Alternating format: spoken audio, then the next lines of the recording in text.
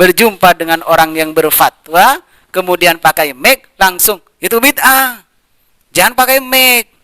Itu yang bisa menjadikan sebuah keributan. Akhirnya satu sama dengan yang lain itu tidak damai. Nah, disebabkan gara-gara mic. Nah, fatwanya siapa? Ustadz Salafi Wahabi.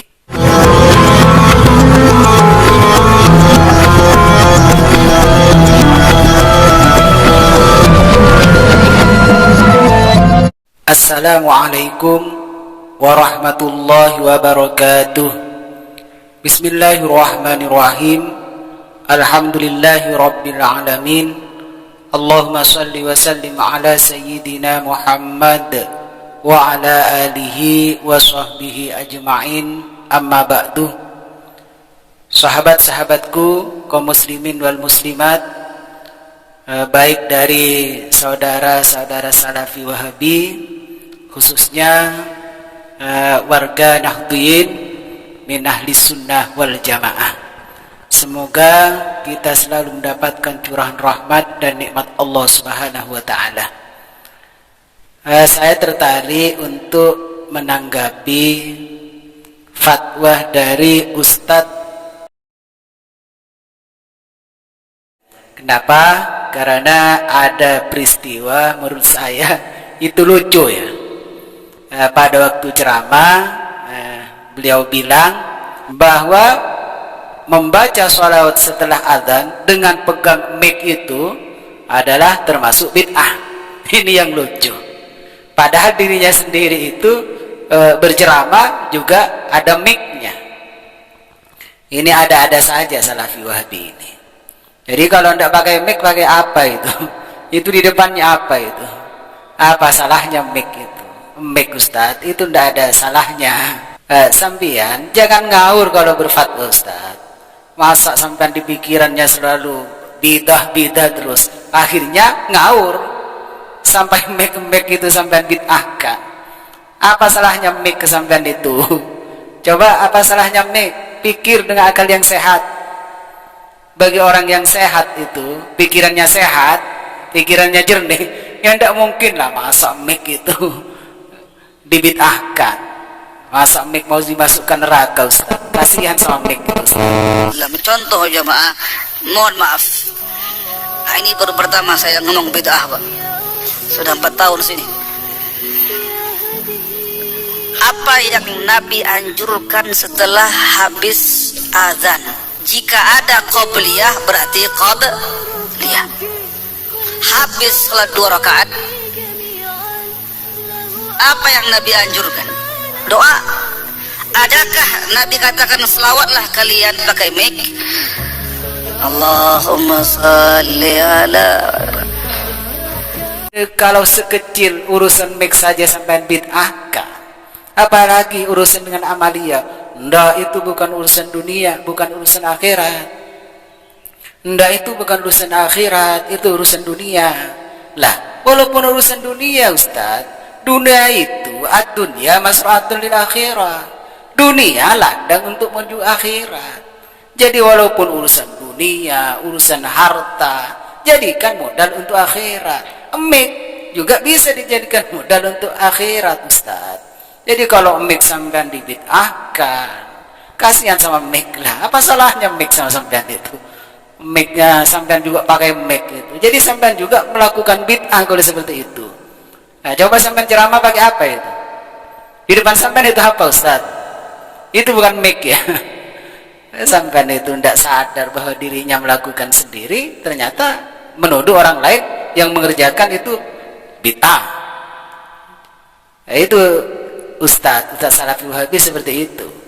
Nah, kenapa seperti itu? Karena pikirannya selalu bidah yang dipikirkan. Jadi melihat orang lain dianggap melakukan sebuah amalia yang bid'ah terus, akhirnya lupa pada dirinya bahwa dirinya juga melakukan bid'ah. Kalau itu dikatakan bid'ah pada orang lain, tentu pada sampean juga bid'ah.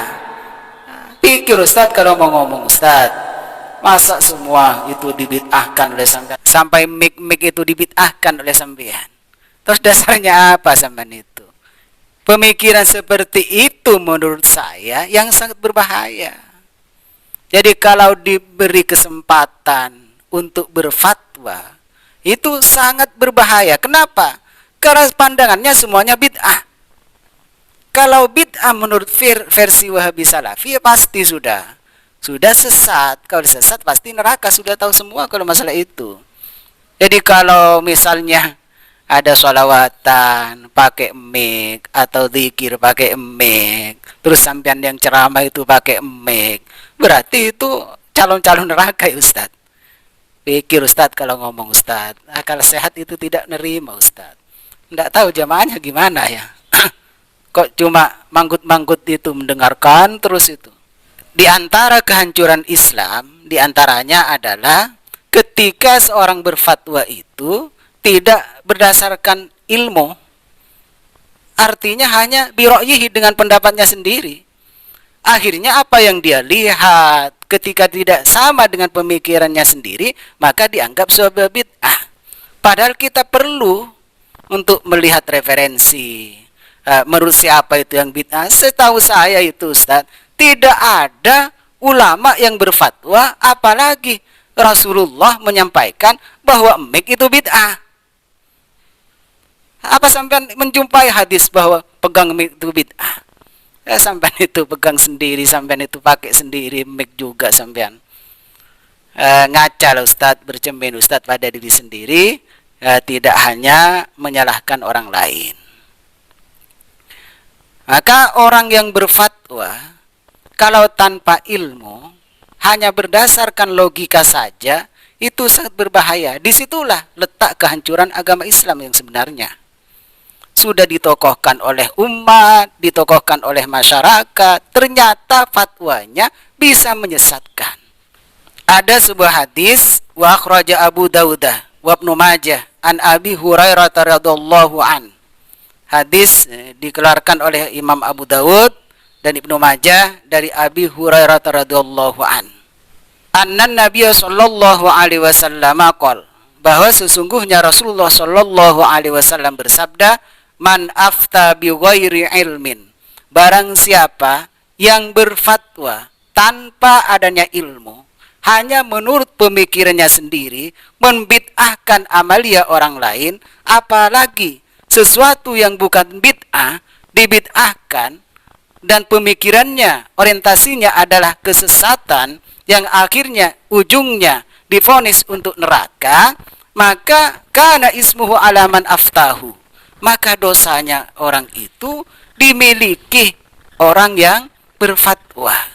Jadi kalau orang berfatwa itu tanpa ilmu, maka dosa orang yang mendengarkan, dosanya jamaah yang sampai mengamalkan apa sesuatu yang ia fatwakan, maka orang itu dosanya akan ditanggung oleh orang yang berfatwa. Jadi ada orang mufti, seorang mufti, orang yang berfatwa, atau orang yang nabligh lah istilahnya, berdakwah menyampaikan urusan agama, sudah ditokohkan oleh ummah, sudah dianggap berilmu oleh jamaahnya.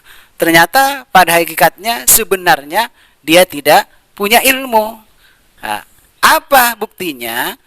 Dia pembicaraannya, fatwanya, ternyata isinya menyesatkan orang lain. Apa isinya? Menyesatkan orang lain itu, yaitu diantaranya membid'ahkan sesuatu yang tidak bid'ah. Menyesatkan perilaku orang lain yang sebenarnya itu bukan kesesatan. Itu yang sangat berbahaya. Makanya kepada masyarakat, kepada umat, marilah kita berpikiran sehat, cerdas. Kalau fatwanya tidak masuk akal, tidak bisa diterima secara logika, jangan diberi kesempatan untuk berfatwa. Itu sangat berbahaya. Cari ustadz-ustadz yang memang sudah menguasai tentang ilmu. Artinya memang ada dasarnya. Ya contohnya kalau pidato itu ada dasarnya, bukan sekedar ngomong. Kalau sekedar ngomong itu siapapun bisa. Siapapun. Kalau masalah ngomong itu semuanya bisa. Tapi yang ada dasarnya itu kesulitan. Itu sudah buktinya. Masa mic itu dianggap bid'ah.